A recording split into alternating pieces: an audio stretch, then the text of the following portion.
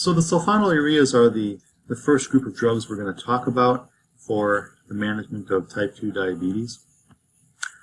And they actually bind, this is probably the easiest one to remember, they bind to the sulfonylurea receptor, which of course is on those beta pancreatic cells within the, those beta islet pancreatic cells.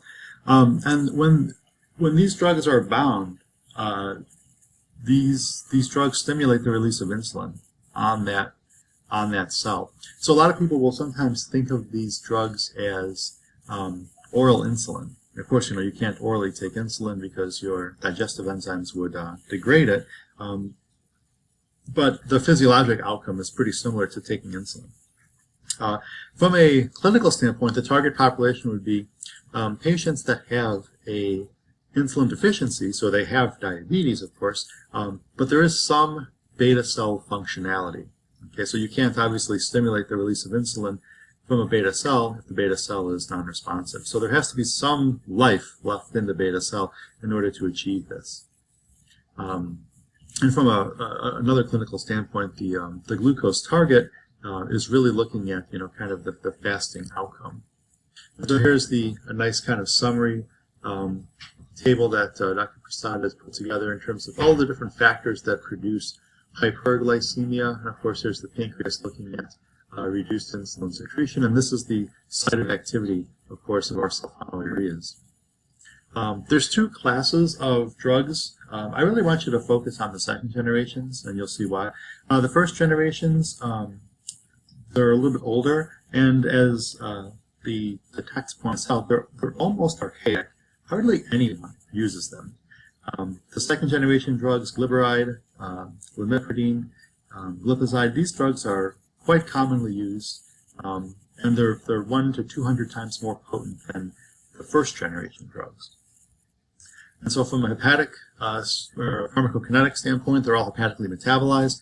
Glyburide of those has some active metabolites that have renal elimination, and so patients that have maybe poor renal functionality might see an increased concentration of those metabolites in the bloodstream, which may or may not contribute to toxicity.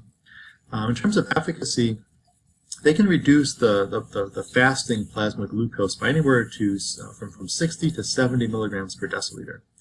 And from a clinical management of diabetes, they can reduce A1C by anywhere from 1.5% to 2%. So pretty potent A1C reduction. And that's going to be kind of the theme through this lecture is, how potent are these drugs at reducing A1C, which is kind of like a good marker for kind of long-term management of these patients. And of course, the main two adverse effects include hypoglycemia and weight gain. Okay. Typically, in terms of dosing, and we're not going to really test you on this, but just so you've seen it, you kind of initiate a kind of a lower dose and then you titrate every 1 to 2 weeks, depending on the patient's blood glucose readings and so forth. Of course, they'll be monitoring this at home using a glucometer and so forth. And so and the reason you want to use those lower doses is because, like elderly patients, patients with renal or hepatic dysfunction, are going to need lower doses anyway. And so you titrate appropriately based on blood glucose readings. The maximal effective dose is about 50 to 75% of the stated maximal dose. Okay, and so we know what the maximal dose is. That's published, and so in order to maximize the effect, you want to go about half to 3/4 of that. And examples of those specific drugs are given there. And so all this can be found in the dosing guidelines if you happen to take the packet out of the bottle. And so just to kind of compare and contrast, in terms of sulfonylureas, the advantages of them, and I really like how she kind of laid this out, is that they're inexpensive. They offer potent A1C reduction. We said upwards of just shy of 2%. And we have extensive clinical experience in them. The disadvantages, of course, include hypoglycemia and weight gain, which are pretty much found in every drug in this category. There is a very possible cardiovascular disease risk with some of these drugs, and so they are quite potent. And so one of the clinical parameters in terms of justification of these drugs is that you have to kind of beware of these drugs in the elderly. And you also have to kind of be aware of these drugs in patients that have pre-existing cardiovascular disease.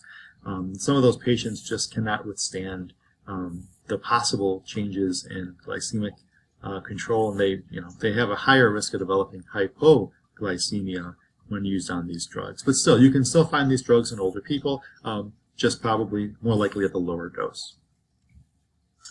So that's it for the sulfonylureas. Let's take a break.